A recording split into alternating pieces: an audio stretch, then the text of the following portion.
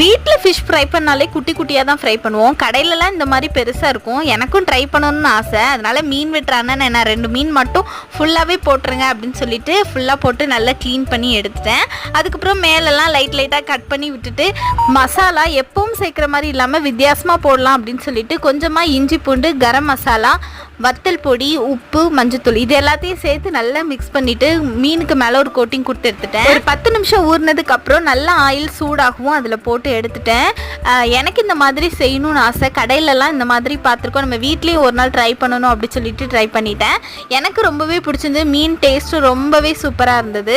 அதை ஊற வச்சு எடுத்ததுனால நல்லா சாஃப்டாக இருந்தது. இஞ்சி பூண்டு ஃப்ளேவர் சேர்த்ததுனால இன்னுமே ஒரு டேஸ்ட் நல்லா இருந்தது. நீங்களும் ஒரு நாள் இது மாதிரி ட்ரை பண்ணி பாருங்கள். நார்மலாக சிக்கன், மட்டன் இந்த மாதிரி நான்வெஜ்ஜை விட எனக்கு சீ ஃபுட்ஸ் ரொம்பவே பிடிக்கும். என்ன மாதிரி சீ ஃபுட் ஐட்டம்ஸ்லாம் உங்களுக்கு பிடிக்கும் அப்படின்ட்டு கமெண்ட்டில் சொல்லுங்கள். நெக்ஸ்ட் வீடியோவில் பார்க்கலாம். பாய்.